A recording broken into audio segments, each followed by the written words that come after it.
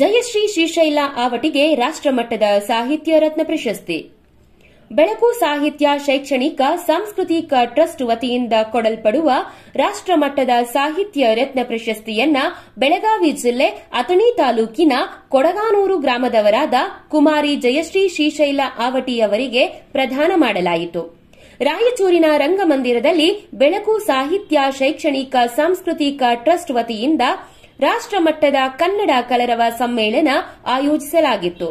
ಈ ವೇಳೆ ಮಾಜಿ ಸಚಿವ ಶಿವನಗೌಡ ನಾಯಕ್, ರಾಯಚೂರಿನ ಸಾಯಿ ಧ್ಯಾನ ಮಂದಿರ ಸಂಸ್ಥಾಪಕ ಸಾಯಿ ಕಿರಣ್, ಆದೋನಿ ಕಾರುಣ್ಯ ವೃದ್ಧಾಶ್ರಮ ಮತ್ತು ಅಂಧ ಮಕ್ಕಳ ಆಶ್ರಮ ಸಂಸ್ಥಾಪಕ ಅಮರಯ್ಯ ಹಿರೇಮಠ, ಬೆಳಕು ಸಾಹಿತ್ಯ ಶೈಕ್ಷಣಿಕ ಸಾಂಸ್ಕೃತಿಕ ಟ್ರಸ್ಟ್ ಸಂಸ್ಥಾಪಕ ಅಧ್ಯಕ್ಷರಾದ ಅಣ್ಣಪ್ಪ ಮೇಟಿಗೌಡ ಈ ಸಮಯದಲ್ಲಿ ಹಾಜರಿದ್ದರು. ಐರೋ report Amar N Kamble, ಅಮರವಾಹಿನಿ Kannada news, Belagavi.